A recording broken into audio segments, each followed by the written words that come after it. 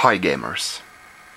Quite a few new games here. The Wii U collecting is going along nicely, and I also have several hardware items here as well to show you. So let's get started with one of those. We got these Chrome Xbox 360 controllers to the office. I got here a black one. Thanks to Microsoft for these. I thought I'd do a quick unboxing here. Let's see how they look outside of this packaging.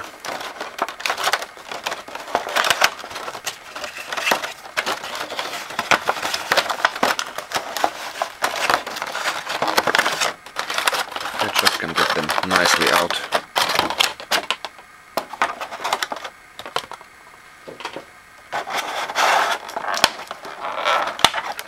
There we go.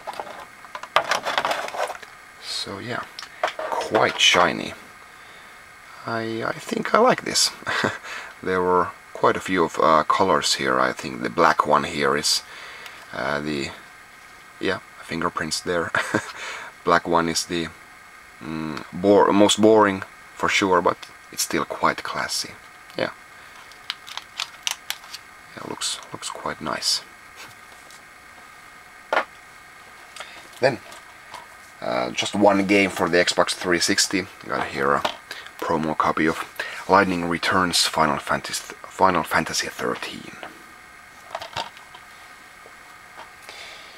Then some retro.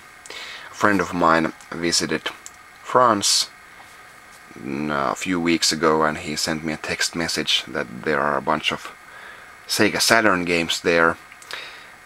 Sitting at some store, and there were a bunch of sports games and one non-sports game, Hexen, and he bought it for me for 70 euros. Didn't even want to have my money for it, so thanks a lot for this donation, Mika. I wonder why they don't do these kinds of games anymore. You know, this was a first-person shooter back in the day, but with a medieval setting, and you're shooting, you know, a mage is shooting fireballs, stuff like that. So it's basically the same. You're still shooting stuff, even though there are melee characters as well here. But yeah, they really could spice things up in the first-person shooter genre with games like Hexen here. I'd really like a sequel.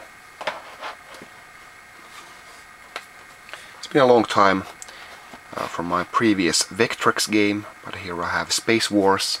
Not missing many of these games, mainly the 3D games and the light pen games, which are quite expensive, but getting near to getting all the regular games for the Vectrex. Really good stuff. Like I said in my previous video, in my previous collecting video, I've had the Neo-Geo bug has bit me again, and getting some Neo-Geo CD games here, but also for the AES. We have here Magical Drop 2, which is the Magical Drop is one of my favorite Neo-Geo puzzle games. Really fast-paced action there. And I also got here Twinkle Star Sprites, which is a really weird fusion of puzzle game and a shooting, vertical shooting game. Basically, you gotta check out some videos of the game to understand it. But basically, you have here two, you know, puzzle wells, like in Tetris or any other Puyo Pops and something like that. And basically, the bubbles or the enemies are dropping down here. You shoot them or clear them, and then if you do well, you put additional pressure over to the other side there. So it's really quite a unique game. Quite expensive on the AES. I think I'm gonna get it someday, but because I really like this. But I thought I'd get the Neo-Geo CD version here first. It's quite inexpensive as far as Neo-Geo games go, but still one of the more expensive Neo-Geo CD games, I guess.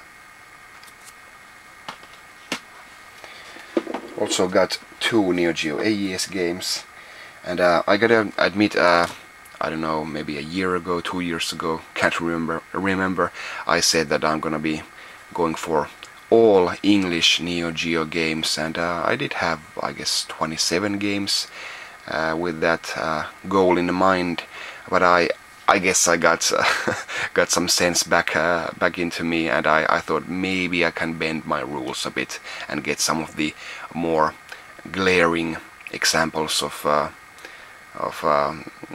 big US or English price tags. Just get them as Japanese versions. Here I have Samurai Shodown 3. Fantastic series, I really love Samurai Shodown. It's sword-based action. And I also got Real Bout Fatal Fury. And these games were, as Japanese versions, these were like 60 euros, and as English versions they would have cost me 300 euros a piece. So yeah, I let that one slide. If the price difference is smaller, I think I'll still prefer the English version games, but just for the bigger offenders here, I'm just gonna get the Japanese version. But I'm still gonna go for, I don't know, maybe almost a full collection of Neo-Geo AES games. Yeah, gonna take me a decade at least, but yeah, a man's gotta have some hobbies. And then to the Wii U, I'd have here, let me guess, 1, 2, 3, 4, 5, 6, 7, 8, 9, 10, 11, 12 new games. So, good stuff. Let's get the licensed games here out of the way first. SpongeBob SquarePants Plankton's Robotic Revenge. The Croods Prehistoric Party.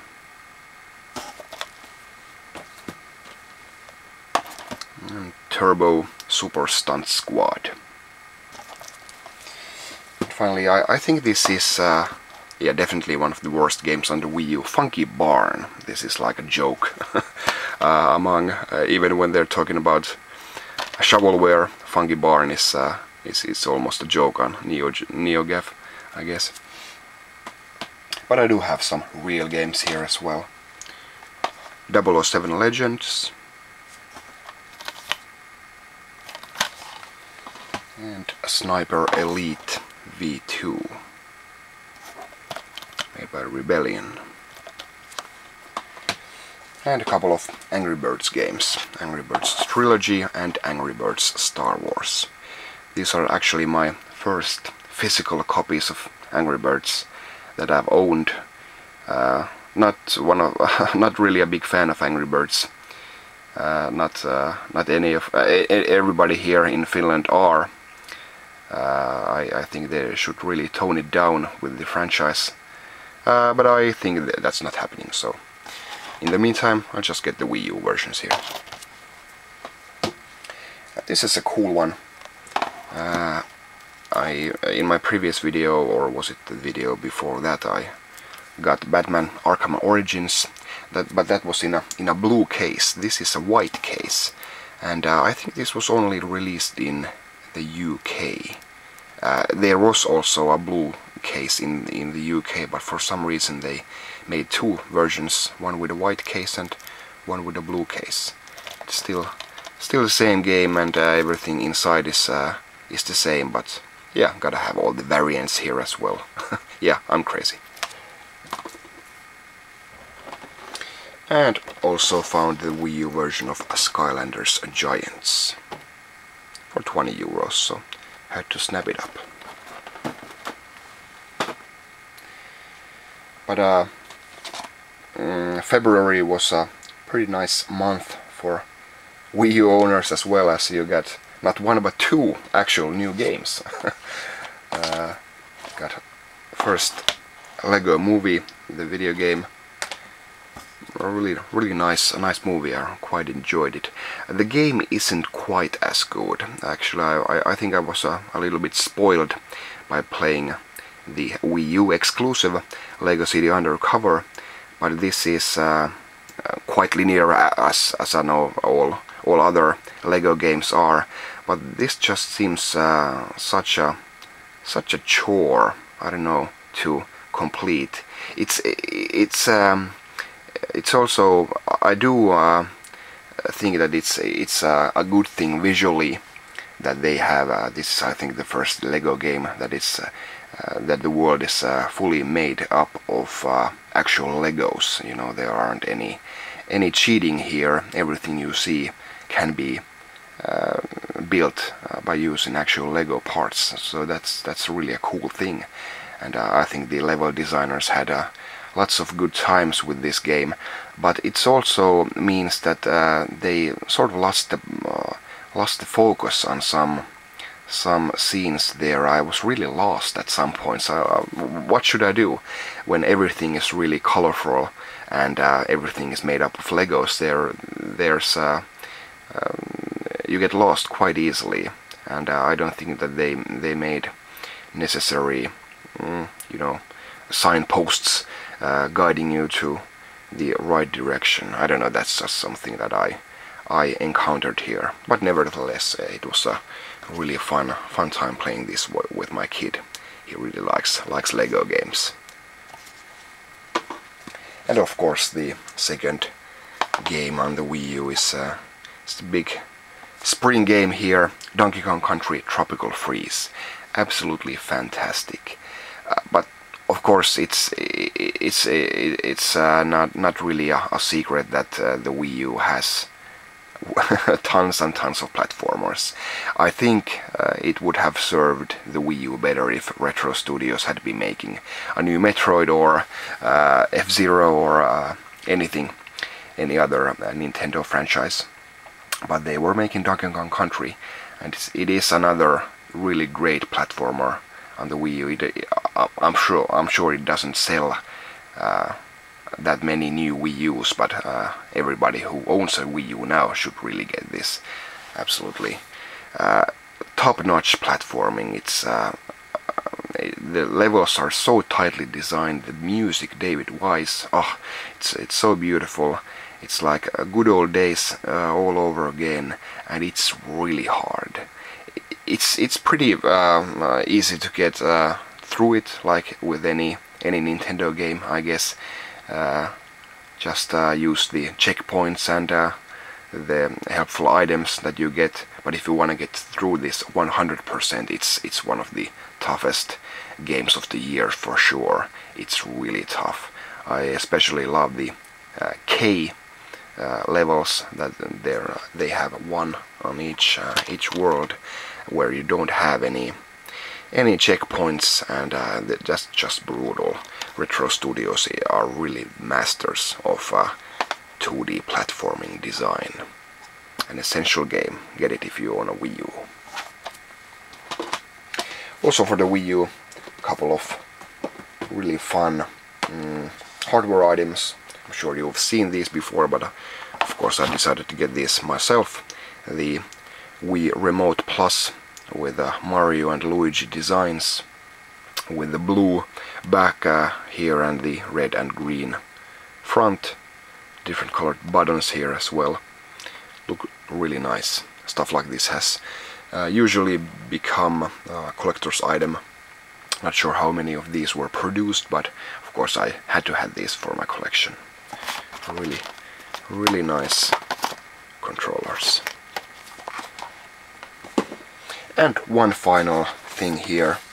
Got another Nintendo 64 console. It's the gold one. This is actually my second to last Nintendo 64 console, and then I have them all. The last one is the Jusco 30th Anniversary Edition, only released in Japan. The see-through grey, see-through white console, and it's pretty rare. Hopefully I'll get it someday. This is a fun thing. I bought this gold console as used, basically, and the seller on eBay had one used and one brand new copy, and I guess he made a mistake because he sent me his brand new copy here. Everything is here in baggies. The analog stick is brand new, and yeah, here is the very brightly colored gold console. It's yeah, it's really fun collecting for the Nintendo 64. And here is one great example of it. Solid gold console. Can't go wrong with that. That was my update for my gaming collection for now. Thanks for watching. I'll see you next time. Bye.